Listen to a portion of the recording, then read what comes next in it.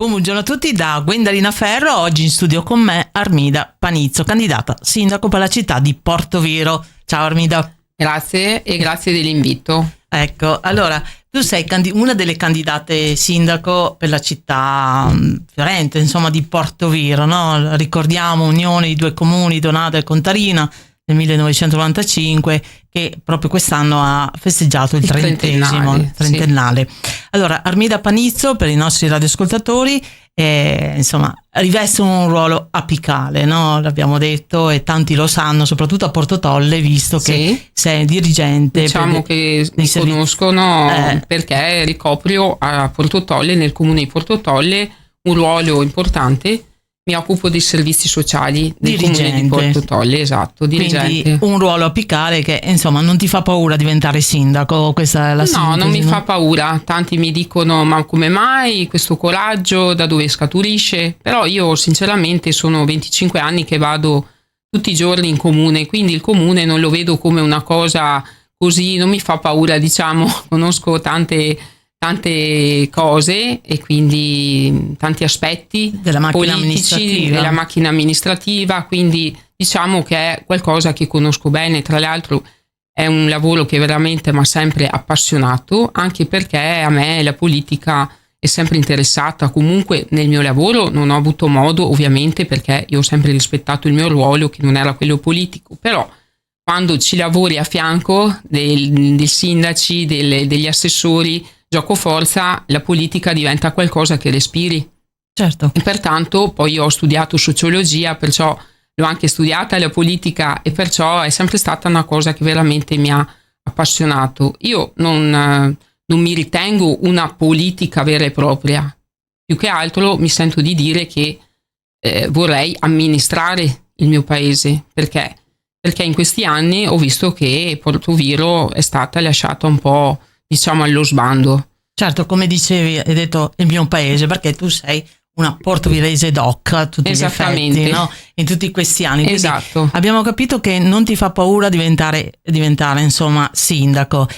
Ma qual è il motivo per il quale che ti ha spinto a candidarti? Per dare un futuro migliore, vedi, visto che hai un figlio, insomma, anche grande come lui, o quale altro motivo? No, il motivo principale è proprio perché intorno a me sentivo tante persone lamentarsi, tante persone che continuavano, no, come si fa di solito, a lamentarsi e basta. Allora io per carattere, per formazione, non sono una abituata a lamentarmi e pian pianino è cresciuta in me questo desiderio di provare a cambiare le cose.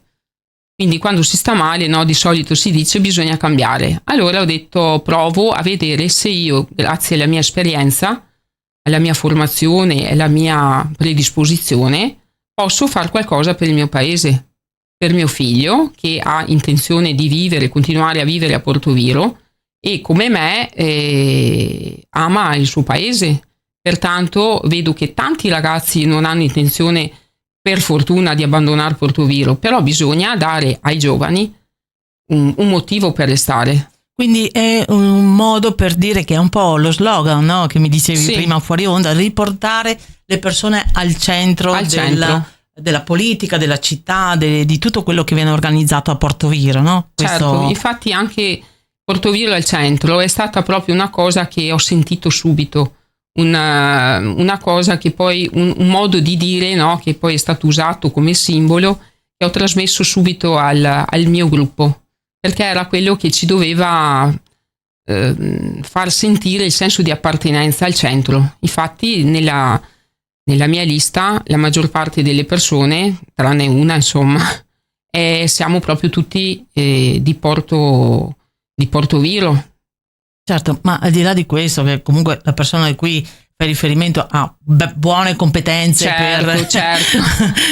Certamente è del Delta, infatti parola. Anche lì bisogna un po' allargare, no, gli orizzonti, certo, e quindi dire che il paese di Portoviro, ok, però io sarei anche per allargare un po' la visione, no, cominciare a parlare anche di città del Delta, cioè magari un domani cominciare a ragionare su un'unione di tutti i nostri paesi, no? Che bene o male hanno le stesse attività economiche, il turismo, la pesca, più o meno ruotano tutte attorno, sono molto simili. Poi noi cittadini di Portoviro andiamo a Rosolina, da Rosolina andiamo ad Adria ci spostiamo Loreo, a Taglio di Po, Porto insomma. Tolle, Loreo, quindi secondo me si dovrebbe nel lungo termine cominciare a pensare anche a una visione di comuni che un po' si uniscono per intenti, Certo. cosa che già avviene per certe cose. Certo, e quindi la tua squadra com'è formata? Da persone che hanno anche delle competenze, mi dicevi? Certo, allora la mia squadra è formata da persone che sicuramente un domani, se chiamate ad amministrare la città di Portoviro, saranno in grado di sedersi a qualsiasi tavolo, perché ho persone che hanno anche più di una laurea. Questo ovviamente qualcuno dice, sai, non è sempre necessario, invece io credo che sia fondamentale nel 2024 avere una laurea o comunque avere dei titoli di studio che ti permettono delle competenze. Ho persone che dei più svariati, artigiani, imprenditori, insegnanti, e quindi diciamo che è abbraccia un po' tutti i settori, no, della vita lavorativa, e comunque siamo tutti lavoratori impegnati e facciamo quasi anche fatica, come dicevo prima, a volte a fare un po' di campagna elettorale in maniera capillare, perché veramente noi siamo ancora impegnati e quindi dovremmo a maggio prenderci dei permessi, delle cose per fare veramente la campagna elettorale vera e propria. Insomma, mi stai dicendo praticamente che la squadra, essendo soprattutto di Portoviro, no? Quindi sì, conoscono bene la città di Portoviro, certo, i suoi bisogni, le sue necessità, sì, però nello stesso tempo hanno delle competenze, cioè hanno studiato fuori, perché sappiamo che sì, a Portoviro non ci sono le università, voglio dire, quindi hanno studiato presso l'università, chiaramente Padova, insomma quelle del nostro territorio, e sono ritornati quindi a Portoviro per portare queste loro competenze e lavorano anche, certo, a Portoviro, certo, corretto? Alcuni lavorano fuori ovviamente, oppure per motivi di lavoro si spostano, però la maggior parte delle persone del mio gruppo vive, lavora, ci cresce i figli nel paese di Portoviro, quindi sa benissimo i servizi, le carenze e quello che vorrebbe per i propri figli, quindi sono persone che veramente vivono il territorio. Ci tengono, ci tengono, infatti sono proprio mossi da questo spirito di voler lavorare per il territorio. Non è facile al giorno d'oggi trovare persone di questo tipo, perché comunque io che mi sono messa in testa questa splendida idea di provare a cambiare un po' di cose, e quando ho cominciato veramente a parlarne con la gente, bella idea, brava, coraggio, fai bene, però quando magari dicevi vieni con me, aiutami, no? E qualcuno ovviamente, più di qualcuno, ma io non sono portata, io ho da fare il mio lavoro, ma tutti lavoriamo, però quello che ci ha accomunato, e sono stata felice di trovare delle persone appassionate come me. La voglia di voler fare, la voglia di voler cambiare, impegnandosi però ovviamente mettendoci la faccia, come dico io. Certo. Un messaggio tuo a chi ci sta ascoltando, soprattutto di Portoviro, il motivo per il quale dovrebbero votare te e la tua squadra. Allora, innanzitutto dovrebbero andare a votare, perché questa io ho sentito tanta disaffezione, tanta gente sfiduciata, cioè è proprio una cosa palpabile. Ma per cambiare le cose bisogna andare a votare, in questo caso come candidata sindaca, quindi tu, Armida Panizzo, il motivo per il quale dovrebbero votare te. Allora, io mi sento di dire che dovrebbero votare me, perché io sono una persona che ho le capacità per amministrare, conosco il mio territorio perché lo vivo, conosco le persone e conosco anche la macchina burocratica, che non è cosa da poco. Certo, quello che dicevamo prima. Qual è la prima cosa che farai nel momento in cui, ti auguro, nel momento in cui sarai eletta come sindaco? La prima Innanzitutto, da come si stanno un po' sentendo le cose, bisognerà mettere mano al bilancio, cioè vedere cosa si può fare. Io di promesse particolari non mi sento di farne. No, non mi in sento questo senso. ecco. Riformulo la domanda.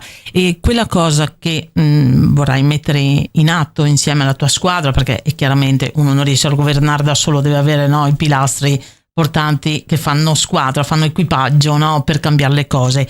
Ma io mi riferisco a una cosa che volete cambiare, che quindi i cittadini vedranno sotto i loro occhi, come si suol dire. Il decoro, Okay. il decoro urbano, che è anche fa sì che una cosa che è tenuta bene, che è bella, fa sì che anche le persone da fuori ci vengano più volentieri, fa sì che noi che viviamo lì abbiamo più cura del nostro paese.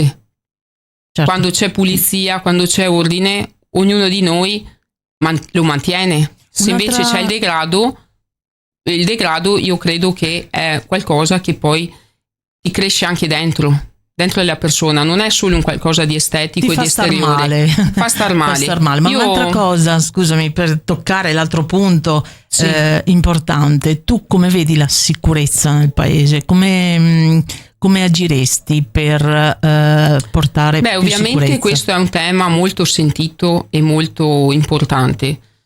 Io non ne farei un discorso però di mandar via le persone, perché io sento tanti discorsi, aumentiamo la vigilanza, faremo girare le pattuglie, ma non può diventare una cosa del genere, anche perché sappiamo che anche le forze dell'ordine hanno dei limiti, no, nell'agire, hanno dei limiti di personale. Quindi quello che io credo è che dobbiamo fare in modo di cambiare anche un po' la cultura nei confronti di qualcosa che deve essere percepito come un paese dove ci sono le regole. Certo. Quindi deve essere un fatto anche culturale, cioè se tu vieni a Portoviro devi avere la macchina in regola, devi saper rispettare tutte quelle che sono le norme, le regole, non puoi gettare le immondizie dove capita. In una casa non potete stare in 20. Se tu hai affittato una casa, ci devono essere dei controlli, andare a vedere in quanti sono veramente in quella casa lì, perché sappiamo che questo sta succedendo. Sì. Io sono andata a vedere quanti sono i residenti in regola e sono circa 242, 250 in regola, però quanti sono in realtà gli extracomunitari non in regola a Portoviro? Sono molti di più sicuramente. Che non è solo a Portoviro, non è solo a Portoviro, chiaro. Però noi, proprio perché siamo al centro, da noi c'è un'affluenza maggiore, perché proprio siamo una città che comunque si trova su una Romea, comunque ha la moschea, e quindi ci sono delle cose che fanno sì che le persone maggiormente arrivino nel nostro paese. Ci sono anche quelli che vengono per lavoro, ricordiamolo, e quelli fanno comodo, quindi vanno rispettati, vanno supportati e vanno, secondo me, anche istruiti sulle regole del nostro paese e su quelle della civile convivenza. Quindi deve essere anche un cambio culturale. Difficile, perché questo è molto più difficile, i cambi culturali sono lunghi, però ci dobbiamo abituare che ormai i paesi non sono chiusi. Se vogliamo chiamarci città, dobbiamo anche accettare che ci siano persone di tutte le etnie, come appunto nelle città. Io sono stata tante volte in città dove convivono in maniera più o meno tranquilla. Nella stessa Milano, per esempio, i bambini di varie etnie sono a scuola tranquillamente. Qua da noi purtroppo vediamo che ci sono anche i genitori che sono un po' scontenti, ma diventa proprio un fatto culturale. Sono un po', sai, preconcetti, pregiudizi, no? Il vedere la persona di cultura diversa. Ritorniamo, visto che è di cultura diversa, facciamo in maniera che questa cultura venga condivisa. Questo è il senso, no? Da quello che ho capito. Chiaro. Quindi, che se le persone arrivano nella regolarità, questo ci diventa più facile, perché se tu lavori come me, per quale motivo io ti devo mandare via? Se tu paghi le tasse, se tu utilizzi i servizi e li paghi, per quale motivo io dovrei mandarti via? Anzi, Insomma, una comune convivenza che va fatta rispettando le regole. Le regole, questo è il senso. Per chiudere, Armida, ti volevo fare una proposta. Andando avanti ci saranno altri candidati sindaci chiaramente per Portoviro che passeranno qui in studio. Saresti disposta, saresti aperta a un confronto, diciamo, politico? Io sono aperta al confronto. Tra l'altro volevo approfittare di questa vostra occasione, di questo invito, per dire che io non ho intenzione di fare una campagna elettorale aggressiva, di chiacchiere, di offese. Di gentilezza. Io sono una persona che, per chi mi conosce, gentile, educata, e credo che parlando si possono risolvere tante cose. Non è il mio sistema aggredire le persone o andare a parlare male delle persone, creare delle maldicenze. Mi hanno detto: guarda, adesso aspettati il fango. Io di fango non me lo aspetto e non lo voglio soprattutto gettare addosso agli altri. Io voglio fare una cosa sobria, una campagna elettorale che sia sobria e che sia rispettosa delle persone, di tutte le persone e anche dei miei avversari, chiamiamoli così. Quindi non ho assolutamente intenzione di mettermi, perché io, essendo di Portoviro, voglio continuare a vivere il mio paese, e quando vedrò i miei avversari che magari hanno o vinto o perso, voglio avere lo stesso rapporto che ho ora, insomma, di educazione. Insomma, tu vorrai insieme alla tua squadra proporre il vostro programma, come faranno gli altri, poi saranno i cittadini che valuteranno ascoltando i vari candidati, le varie squadre, perché ci saranno le presentazioni delle liste, è così che funziona. Sì, noi abbiamo già previsto delle date per farci conoscere, e abbiamo previsto di andare ovviamente in alcuni locali dove parlare con i giovani, perché è questa l'idea che proprio ci accomuna, quella di far tornare i giovani a votare, perché tanti giovani puntare sui giovani, e quindi abbiamo già in mente delle date per farci conoscere, ovviamente una serata in Sala Eracle dove presenteremo il nostro programma, e anche dei momenti in cui appunto la squadra si manifesterà sul territorio per farsi proprio conoscere. Quindi un modo per farsi conoscere, appunto, con varie date cadenzate nelle varie frazioni, nel centro, in maniera tale che poi i cittadini sceglieranno un sindaco o l'altro candidato a sindaco proprio sui dati che voi presenterete. Di pure l'ultimo pensiero? Sì, l'ultimo pensiero è che anche nel presentarci noi utilizzeremo vari sistemi, perché all'interno del mio gruppo ci sono anche dei ragazzi giovani.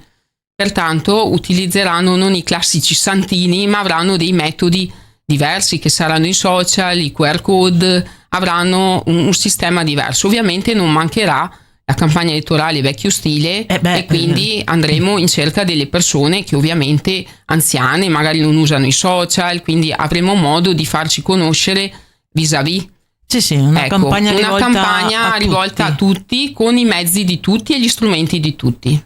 E con questo ti auguro un in bocca al lupo. Grazie ancora dell'invito, e tutta la squadra chiaramente, perché dovrete rimboccarvi bene le maniche. E noi ci vedremo non solo a Portoviro, visto che anch'io abito a Portoviro, ma ci vedremo per il confronto qui in radio, no? Questo è l'appuntamento ai nostri radioascoltatori, e con questo auguro a te, alla tua squadra, una buona giornata, e anche ai nostri radioascoltatori. Buona giornata a tutti, e grazie Radio International.